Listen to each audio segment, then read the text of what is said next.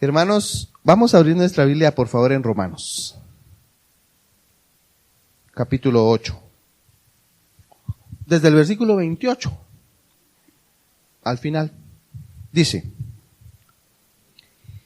y sabemos que a los que aman a Dios, ¿qué, hermanos?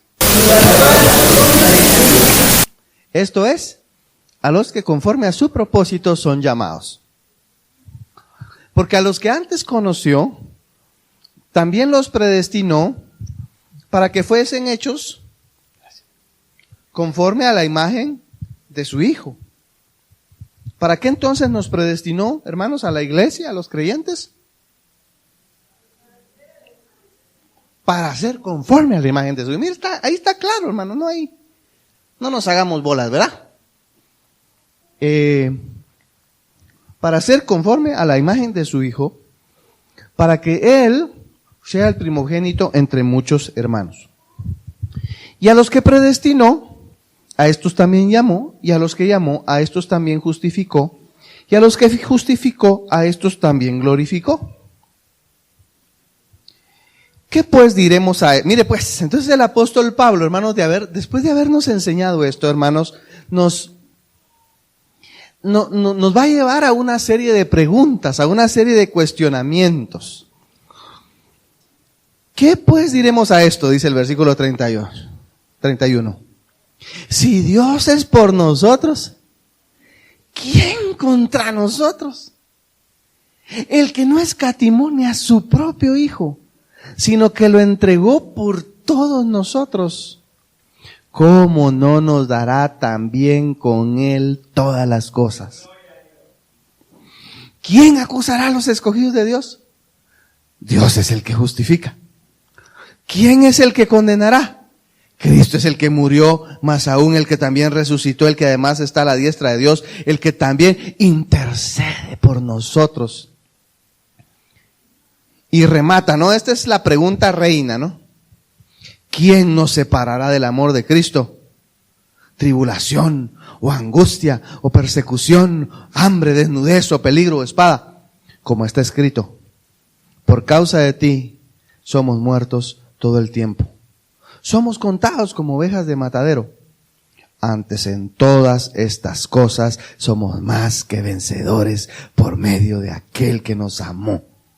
Por lo cual estoy seguro de que ni la muerte, ni la vida, ni ángeles, ni principados, ni potestades, ni lo presente, ni lo porvenir, ni lo alto, ni lo profundo, ni ninguna otra cosa creada nos podrá separar del amor de Dios que es en Cristo. ¿Es en quién, hermano? En Cristo Jesús, Señor nuestro. Hermanos, este pasaje que estamos leyendo aquí, maravilloso pasaje que estamos leyendo aquí, hermanos, este se aplica para usted y para mí, hermanos, que estamos en Cristo Jesús, Señor nuestro. Hemos dicho que todas las bendiciones, hermanos, de las cuales habla este pasaje, es para aquellos que están en Cristo Jesús. Muy bien. El apóstol nos ha enseñado, hermanos, que todas las circunstancias ayudan para nuestro bien. Es lo que hemos visto, ¿no? Ayudan para el bien de los que le aman, es decir, de los creyentes. Estos creyentes a los que Él conoció de antemano, hermanos, mediante su plan de salvación para el mundo, estos creyentes, adoptados hijos suyos, estos creyentes que en su conjunto conforman la iglesia, y que aceptaron el llamado de Dios, fueron justificados y finalmente glorificados por la eternidad.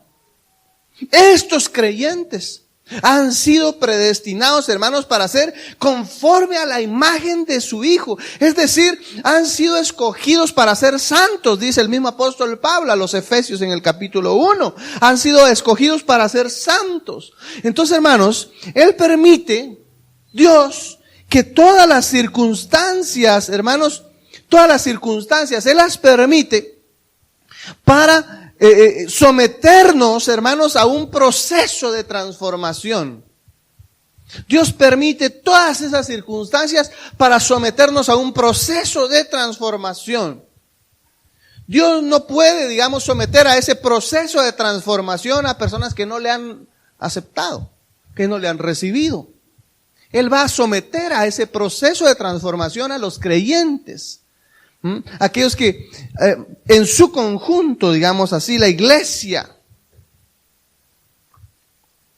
Él permite entonces que esas circunstancias, hermanos, sean parte de ese proceso de transformación que nos va a hacer cada vez más, hermanos, nos va a hacer cada vez más mostrar, decíamos el domingo pasado, nuestro nuevo ADN, ¿verdad? Nuestra nueva naturaleza, ese ADN familiar. Es como que Dios, hermanos, nos hubiera inyectado un nuevo ADN, ¿no? Y ahora somos de la familia de Dios, es decir, no solo fuimos adoptados legalmente, sino que nos fue dada una naturaleza diferente, un ADN familiar. Entonces, podemos decir, hermanos, que somos una nueva raza, podríamos decir ahora. Hermanos, ustedes son una nueva raza que ahora exhibe la gloria de la familia, la gloria familiar. Y es hermoso ese privilegio, hermanos, de poder ahora exhibir una nueva gloria familiar. Somos hijos de Dios, hermanos. Debemos vivir entonces como hijos de Dios. Qué tremenda responsabilidad también entonces tenemos. Ahora, el apóstol continúa su desarrollo, hermanos, de este pasaje con lo que algunos han llamado el canto de victoria, ¿no? Que es toda esta parte que encontramos acá del versículo 31 al final. Algunos dicen que esta es es la parte más maravillosa dentro de una carta maravillosa, dicen algunos, ¿verdad? Es una de las partes más maravillosas de esta epístola. Y el apóstol hace una serie de preguntas, son 5 preguntas, que se le conocen, hermanos, como preguntas retóricas. Y le explico un poquito nada más. Una pregunta retórica, hermanos, tiene el objetivo no de expresar una duda. Es como cuando yo le dijera, ¿vienen contentos hoy, hermanos? ¿Qué les estoy diciendo? Les estoy preguntando, ¿verdad? ¿Vienes contento hoy, verdad? ¿Qué estoy diciendo? Le estoy preguntando si viene contento. Él me podrá decir, sí vengo contento, pero en realidad yo lo que le estoy diciendo es una forma de una pregunta, pero que en realidad es una afirmación, ¿verdad? En realidad, entonces esas son las preguntas retóricas. Esto es lo que encontramos aquí en esta carta, en estas preguntas que el apóstol Pablo está haciendo. El objeto entonces de una pregunta no es de esta naturaleza, hermanos, no es expresar una duda o pedir una respuesta. El apóstol Pablo no va a pedir una respuesta de nosotros, aunque bien podríamos darla, ¿no? No va a pedir una explicación sobre este asunto, aunque bien podríamos intentar darlo. Pero más bien el objetivo entonces del apóstol Pablo, hermanos, es dar énfasis a lo que nos ha enseñado anteriormente. Número 1, pero número 2, hermanos, también la razón de estas preguntas es movernos a la reflexión. Es movernos a la reflexión, a pensar un poco. Entonces la primera pregunta, hermanos, dice el versículo 31, ¿qué pues diremos a esto? Dice el apóstol Pablo, versículo 31, ¿qué pues diremos a esto? Es como decirnos que en consideración a todo lo maravilloso de nuestra condición de hijos, de creyentes, en consideración a todas esas maravillosas bendiciones que tenemos como creyentes, como hijos, en ese proceso de santidad, es importante y necesario mantener una actitud correcta. El apóstol entonces nos pregunta, ¿qué pues diremos? ¿Qué vamos a hacer ante tan maravillosas enseñanzas que hemos recibido anteriormente? ¿Qué vamos a hacer con eso? Y quizás sería la pregunta entonces que deberíamos de hacernos en esta mañana. En consideración que somos hijos, que hemos sido adoptados por el Señor y que hemos sido justificados, y estamos en un proceso de santificación para parecernos más a nuestro Señor Jesucristo. En vista de eso que sabemos, ¿qué vamos a hacer con ese conocimiento, hermano? ¿Qué pues diremos a esto? Dice el apóstol Pablo. ¿Qué diremos a esto? Y sigue diciendo, y se lo leo en la Nueva Versión Española, si Dios está a favor nuestro, ¿quién podrá estar en contra? Si Dios está a favor de nosotros como sus hijos que somos, como creyentes en ese proceso de transformación, si Dios está a favor nuestro, ¿quién podrá estar en contra? Si Dios nuestro Padre ha hecho todo a favor de sus hijos adoptados, ¿quién podrá estar en contra y tener éxito en contra de ese plan de Dios? Fíjese que el salmista lo expresa de manera hermosa. Salmo 118, versículo 6. Dice, Salmo 118, 6 dice, Jehová está conmigo, no temeré lo que me pueda hacer el hombre. Enemigos, por supuesto que siempre vamos a tener. Nos demos cuenta o no, ¿verdad? Porque a veces se nos plantean como nuestros amigos, aunque en realidad, de verdad, son nuestros enemigos. Enemigos siempre vamos a tener. Personas que harían cualquier cosa para perjudicarnos, desacreditarnos, lastimarnos. Pero si Dios está a nuestro favor, ¿qué enemigo podrá prevalecer? Es como que el apóstol nos quisiera llevar a la reflexión, hermanos, que no tenemos ninguna razón, hermano, no tenemos ninguna razón para vivir en temor.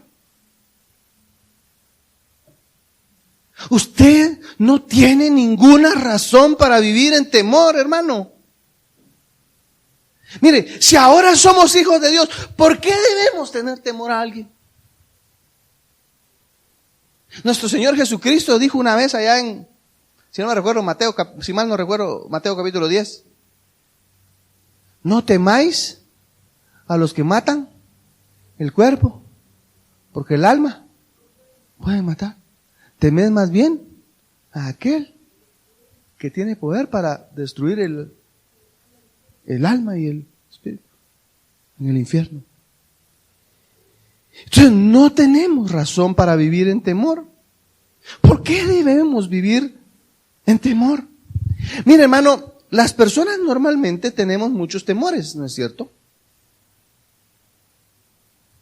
Indudablemente nuestro enemigo quisiera que viviéramos en temor también. ¿Quién es nuestro enemigo? Él quiere que vivamos en temor. Él quiere robar nuestra ley. Mire, él ya no puede robar nuestra salvación. Pero sí puede robarnos el gozo y la paz. Entonces, él quiere que vivamos destruidos, si es posible, ¿no? Él intenta robar nuestro gozo, nuestra paz. Y entonces, hermanos, por eso estas palabras del apóstol son tan antiguas, pero tan vigentes. Esta pregunta del apóstol tan vigente. ¿Por qué temer ante cualquier tipo de oposición? Y entonces hagámonos esa pregunta. Piense cuáles son sus temores. Dice, bueno, yo no tengo ninguno. No, piense cuáles son sus temores, porque alguno tiene. Dejemos el macho que llevamos dentro y pensemos, ¿cuáles son nuestros temores? ¿Por qué temer? Hermanos, con esta pregunta, el apóstol Pablo, sobre todo, hermanos, nos quiere mostrar la suficiencia del evangelio.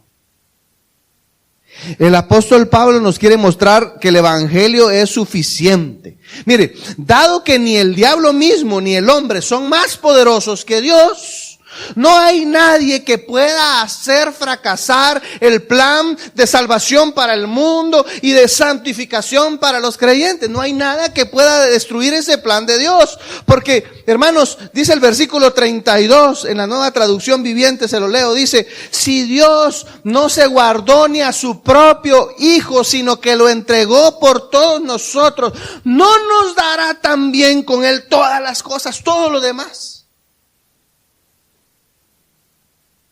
Mire, hermanos, habiéndonos dado el mejor regalo que la humanidad jamás pueda tener, ni va a tener jamás. Habiéndonos dado el mejor regalo que la humanidad pueda tener, que es el sacrificio de Jesucristo, el Hijo unigénito de Dios, ¿cómo no nos dará las demás cosas necesarias para nuestra vida cristiana? Si dio a su propio Hijo, el regalo de Dios que quita el pecado del mundo, si nos dio el más maravilloso regalo, ¿cómo no nos va a dar todas las cosas que son necesarias para nuestra vida cristiana? Si el Dios, hermanos, que garantiza nuestra glorificación, estuvo dispuesto a renunciar a su posesión más valiosa, que es su Hijo, con tal de salvar al mundo, ¿qué razón tenemos para preocuparnos por el resto de nuestras necesidades? ¿Sabe cuándo es cuando nos empezamos a preocupar por el resto de nuestras necesidades? Y entonces hoy les voy a poner el termómetro a todos. Imagínense que tienen su termómetro aquí abajo de la lengua. ¿Qué le preocupa? ¿Qué le preocupa hoy? ¿Cuáles son sus preocupaciones? Bueno, usted podrá decir, bueno, mis hijos, mi trabajo, iré a ganar o no las clases. Bueno, déjeme decirle, eso que le preocupa está en este momento en un lugar peligroso de su vida. Porque si le preocupa más de lo que le anima, el regalo de Dios, lo que Dios le ha dado, usted está poniendo esa cosa arriba de Dios. Las preocupaciones normalmente, hermanos, son ese termómetro que podemos ponernos y decir, si esto me preocupa, en vista de todo lo que Dios ha hecho por mí, lo que Dios hace por mí, lo que Dios mismo entregó por mí. Pero hay algo que me preocupa. ¿Cómo es posible que en vista de todo eso que Dios ha hecho por mí, yo aún esté poniendo en un plano muy alto eso que me preocupa? Porque si Dios ha hecho todo eso por mí, ¿cómo no me va a dar todo lo demás? Puede quitarse el termómetro. Ya se midió. Hermanos, si el Dios que garantiza nuestra glorificación estuvo dispuesto a renunciar a su Hijo con tal de salvar al mundo, ¿qué razón tenemos para preocuparnos por el resto de nuestras necesidades? No tenemos razón. Es que somos humanos. No tenemos razón. El apóstol continúa, hermanos, con otra pregunta en el versículo 33. ¿Quién acusará a los escogidos de Dios? Y yo le agregaría ahí, ¿quién acusará a los escogidos de Dios? Si Dios es el que justifica. Ahí dice, Dios es el que justifica. Yo le agrego nada más la palabra así, para entenderlo un poquito mejor yo. Y si eso le ayuda a usted, qué bueno. ¿Quién acusará a los escogidos de Dios? Si Dios es el que los justifica. Es decir, ¿quién acusará a los creyentes si Dios es el que los justificó? Si Cristo le confiesa delante del Padre, dice Mateo capítulo 10 versículo 32, nadie podría cambiar, hermanos, la determinación que nuestro Señor Jesucristo dice en Mateo 25:34, cuando dice, venid benditos de mi Padre, heredad del reino preparado para vosotros desde la fundación del mundo. Ahora, por supuesto que sí hay alguien que nos acusa delante de Dios. ¿Quién es? Porque la pregunta que el apóstol le está haciendo es, ¿quién acusará a los escogidos de Dios? Y si no, que venga Job y no lo testifique, ¿verdad? Traemos al testigo Job acá. Pero si el Dios que garantiza nuestra glorificación nos ha declarado justos, ¿qué acusación podrá hacer ante Dios que nos haga ver como injustos ante Él? Si Él mismo es el que nos declaró justos. Si fuera nuestra justicia, entonces sí que tendría muchas acusaciones que hacernos y saldríamos vencidos en ese juicio. Pero como Él es el que nos justifica, no hay manera. ¿Qué acusación podrá hacer ante Dios, hermanos, que nos haga ver como injustos?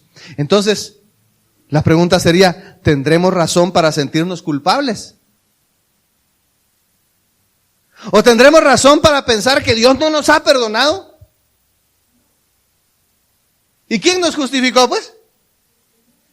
Entonces tenemos razón para estar dudando si nos ha perdonado o no aquel pecado que nosotros sabemos y Él sabe. Si lo único que necesitamos es que Él lo dice en su palabra. Si alguno hubiere pecado, ¿qué dice? Entonces, si no hay acusación válida para Dios en contra de nosotros, sigue diciendo el versículo 34, y se los leo en la traducción viviente, en la nueva traducción viviente. ¿Quién nos condenará? Si no hay una acusación que nos pueda hacer el enemigo de manera válida y que Dios se la tome y diga, sí, tenés razón. Esta sí, me trajiste acá una prueba reina, ¿no? Dijeran los abogados. Tengo que declararlo culpable. Si no hay una prueba reina que el enemigo pueda presentar en contra de los creyentes, entonces el apóstol pregunta, ¿quién nos condenará? Nadie, porque Jesucristo, hermanos, fue el que murió por nosotros. Dice esta versión, traducción viviente, dice, porque Cristo Jesús murió por nosotros y resucitó por nosotros y está sentado en el lugar de honor a la derecha de Dios. ¿Y qué hace? Dice, intercede por nosotros. Casi yo me imagino esa escena, ¿no? Allá en el trono de Dios el enemigo llega a intentar lastimar esa a través de pruebas. No, mira, ve, si allá está, míralo, allá está, mira, ve, mira. ¿No? Delante de Dios el enemigo, ¿no? ¿Y qué hace Jesús del otro lado como nuestro abogado defensor? Intercede por nosotros y dice, mira, ¿ves ese manto de justicia que tiene, Padre? Él ya creyó en mi muerte, cruz del Calvario. ¿Y qué hace Dios Padre, el juez justo? Si es esa justicia, inocente, ¿no? ¿Tenemos razón para tener miedo, hermanos, entonces? ¿Tenemos razón? ¿Quién nos condenará? Nadie, hermano, nadie. Cristo intercede por nosotros, es decir, que está en pie ante el Padre. Está, hermanos, mire, y me entienden bien los abogados. ¿Es necesario que siempre el imputado llegue a una audiencia? ¿O no? Mana Marilena, ¿es necesario que llegue siempre? Puede llegar el representante, ¿no? ¿Verdad? Sí, el abogado, ¿verdad? No es necesario que él se presente siempre, ¿verdad? Pues más o menos así se me figura a mí, ¿verdad? Que nuestro abogado, él está ahí intercediendo. Nosotros no estamos, ¿verdad? Ahí presentes, literalmente, ¿no? Pero sí está nuestro abogado que intercede por nosotros y defiende y nos representa. Por eso es nuestro representante. Y nos representa allí. Dice, y está sentado en el lugar a la derecha de Dios e intercede por nosotros. Cristo intercede por nosotros, hermanos. Estamos más que defendidos, protegidos y seguros en Cristo Jesús. Entonces la pregunta es, ¿por qué sentir que no hemos sido perdonados por Dios?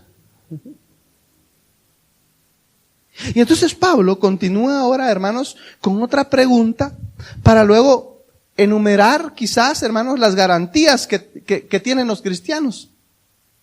Y dice el versículo 35. ¿Quién nos separará del amor de Cristo? ¿Quién nos separará del amor de Cristo? Y esta última pregunta, en realidad, hermanos, yo le puse así como es la pregunta reina, ¿no? Es la clave del asunto. Porque esto es lo único a lo que realmente deberíamos de tener miedo. Este realmente debería ser el miedo del mundo, ¿no? ¿Quién nos separará del amor de Cristo?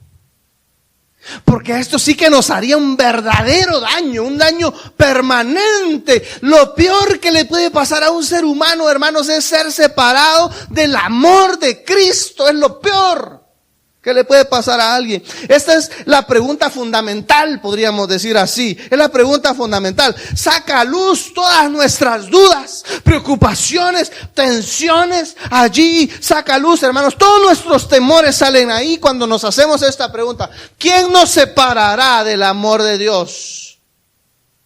¿Hay alguien o algo que me pueda separar del amor de Cristo?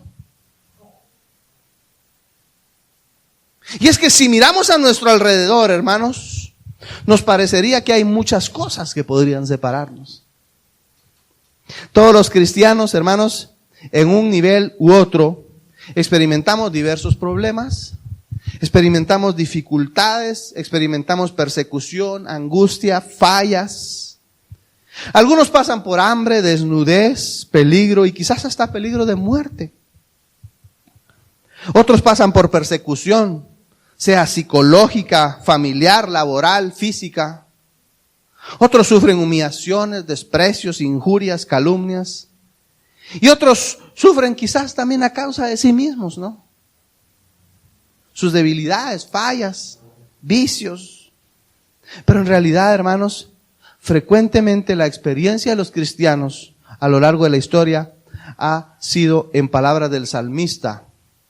Y esas palabras que son del salmista, pero son citadas por el apóstol Pablo, dice el siguiente versículo 36, ¿qué dice? Por causa de ti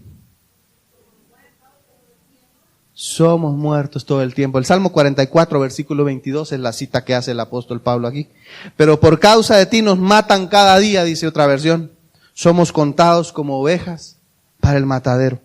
Entonces hay muchos obstáculos, hay muchas preocupaciones, hay mucha oposición e incluso mucha fragilidad aún en nuestras propias vidas, hermanos. Hay muchas debilidades y nosotros cuando nos analizamos honestamente vamos a darnos cuenta que hay mucha fragilidad en nuestras vidas, en nuestra vida. Y seguro, hermanos, que algunas de ellas podríamos pensar nosotros que bien podrían separarnos del amor de Cristo. Hablo humanamente hablando, ¿no? Perdóneme la repetición. No obstante, hermanos, es maravillosa la respuesta divina a través del apóstol Pablo a esta pregunta fundamental. Versículo 37 dice: antes en todas estas cosas somos más que vencedores por medio de aquel que nos amó. Los cristianos triunfan, hermanos, sobre lo peor que pueda pasar en la vida. ¿Por qué? Hermano, porque Dios no pierde a ninguno de sus hijos, amados. Dios no pierde a ninguno de sus hijos, amados. Él siempre está obrando para el bien de los que le aman, hemos aprendido. Él tiene el control soberano y amoroso sobre cada detalle de nuestra vida. Sobre cada detalle, cualquiera que sea. Y usted dice, no, es que eso no le interesa a Dios, es tan chiquito que ¿cómo puede interesarle a Dios? Sí le interesa a Dios cada detalle de nuestra vida. Lo que tenemos que hacer es descansar en Él. Y entonces remata el apóstol Pablo, versículos 38 y 39, cuando dice, por lo cual, ¿verdad? Claro que somos más que vencedores por medio de aquel que nos amó. Entonces él dice, por lo cual estoy seguro que ni la muerte, ni la vida, ni ángeles, ni principados, ni potestades, ni lo presente, ni lo porvenir, ni lo alto, ni lo profundo, ni ninguna otra cosa creada nos podrá separar del amor de Dios que es en Cristo Jesús, Señor nuestro. Pablo, hermanos, acá dice otra versión, la versión Martín Nieto dice, persuadido, dice. Estoy seguro, dice la 60, no, estoy persuadido, dice la Martín Nieto. Estoy convencido, dice la versión internacional. Estoy seguro. Y luego dice la traducción viviente, que nada podrá jamás, dice. ¿Verdad? Por lo cual estoy seguro que nada podrá jamás, dice la traducción viviente, apartarnos, privarnos, separarnos del amor de Dios que está revelado en Cristo Jesús, Señor nuestro, dice la traducción viviente. El amor, dice, que está revelado en Cristo Jesús, nuestro Señor. Nada en la experiencia del hombre, hermano, nada, ni la muerte misma, ni la vida misma, ni ángeles, ni demonios, ni poderes diabólicos, dice la traducción viviente, ni nuestros temores de hoy, ni nuestras preocupaciones de mañana. No, ni eso, ni los temores que tenemos hoy, ni las preocupaciones que tendremos mañana, o las que en relación a algo de mañana, ni el tiempo, es decir, ni lo presente, ni lo porvenir, ni cualquier cosa que se oponga al pueblo de Dios, ni los poderes, dice la palabra de Dios para todos, ni el espacio, dice otra versión, ni lo alto ni lo profundo, nada, en toda la creación, nada, absolutamente nada nos puede separar del amor de Dios, que no es en nosotros, que no es por nuestra capacidad o por nuestro lindo rostro, es en Cristo Jesús. Por eso es que nada nos puede separar, porque es en Cristo Jesús, Señor nuestro. ¿Por qué? ¿Por qué? ¿Por qué? Porque Dios nos ama, hermanos. Y la mayor prueba es haber dado a su Hijo. Esa es la mayor prueba que usted y yo tenemos. Dios simplemente, hermanos, decidió amarnos. No por alguna virtud que nos haga sobresalir del resto de la humanidad. Sí es que el hermano Willard, él tiene una virtud más allá del resto, lo sobresale de la... No. Dios decidió amarnos, no por algo que nos haga sobresalir, ni por nada que haya a nuestro alrededor, no. Sí viene de la familia tal, no es por nada que haya a nuestro alrededor. Él simplemente nos ama porque nos ama. De la misma manera, entonces, hermanos, Él nos ha dejado decidir si amarlo o rechazarlo. Los creyentes decidimos amarlo porque Él nos amó primero. Lo mostró a través de Jesucristo. Y es hermoso que ahora usted y yo, hermanos, podamos enfrentar la vida con seguridad, con confianza, con certeza.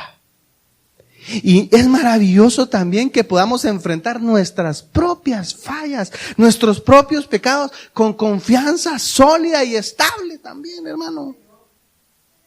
El Dios creador del universo ha planificado hacernos perfectamente santos y gloriosamente felices. Estas son dos cosas que están correlacionadas, pienso yo. Perfectamente santos y gloriosamente felices. A mayor santidad, mayor felicidad. Por el contrario, a menor santidad, mayor infelicidad. Sin embargo, podemos estar tranquilos que nada va a interponerse entre el propósito de Dios para hacernos pasar una y otra vez por el proceso de santificación, de purificación, para que cada vez seamos más conforme a la imagen de su Hijo. En conclusión, hermanos, podemos decir que en este pasaje es como si el apóstol estuviera diciendo, y usted puede decir su nombre, ¿no? Willard, has sido llamado y justificado por Dios. Has experimentado el poder del Espíritu Santo y el Evangelio en tu corazón. ¡Qué bien! ¡Qué bien! Es necesario entonces que llegues al discernimiento que esto no hubiera sido posible sin el maravilloso amor de Dios desde la eternidad. Si su plan de salvación por gracia no se hubiera llevado a cabo en la persona de Jesucristo. Ahora has sido adoptado, por lo que has pasado a pertenecer a la familia de Dios y un día vas a vivir con Él por la eternidad. El propósito de las preguntas de Pablo, entonces, hermanos, ha sido como sacarnos a la fuerza, ¿no?, de esas dudas que tenemos, si somos o no salvados totalmente por gracia. Su propósito es llevarnos entonces a enfrentar la vida, hermanos, sin miedo. Estamos completamente seguros en Cristo, en Él. En nosotros estamos totalmente inseguros, pero en Cristo estamos seguros. Es como si Pablo nos estuviera diciendo, piensa. ¿Tienes miedo o temor? Bueno, si tienes miedo o temor, no estás pensando bien. ¿Estás preocupado con las dudas? Si estás preocupado y tienes dudas en cuanto a tu condición de cristiano, de creyente, si estás preocupado por eso, entonces no estás pensando bien, nos está diciendo el apóstol Pablo. No debes dejar de entender que la gracia y la justificación son gratuitas, así que no puedes hacer nada para ganarlas ni tampoco para mantenerlas. No puedes hacer nada. La gracia y la justificación, hermanos, no son teorías solamente. Son la vida misma. Porque en cada acción de nuestra vida diaria y secular vemos tremendas manifestaciones de la gracia y la justicia de Dios en nosotros.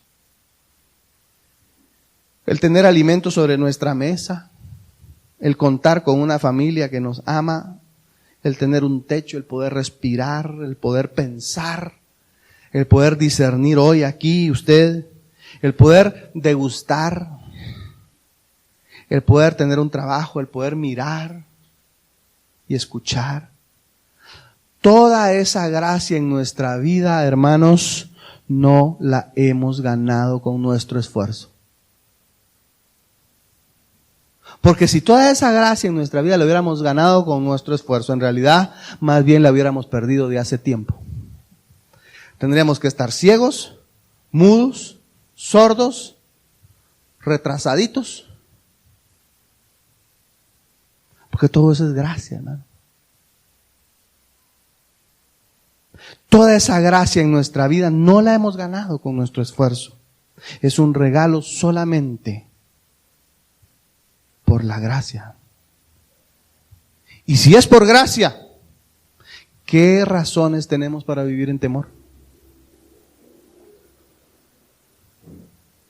Así que si usted, hermano creyente, se ha dado cuenta que no está viviendo con plena certeza y tranquilidad en lo que respecta a su vida cristiana, si usted está dudando de su salvación, usted necesita entender lo enseñado en este pasaje. Léalo una y otra vez, lo invito a leerlo una y otra vez. El Espíritu Santo le va a hablar. Ninguna cosa creada, dice el pasaje, ninguna cosa creada nos podrá separar del amor de Dios que es en Cristo Jesús. Ninguna cosa creada. Y yo, hermano Willard, ninguna cosa creada. Y yo mismo no me puedo separar del amor de Dios. Ninguna cosa creada. ¿Y qué es ninguna? Ninguna cosa creada. Ahora,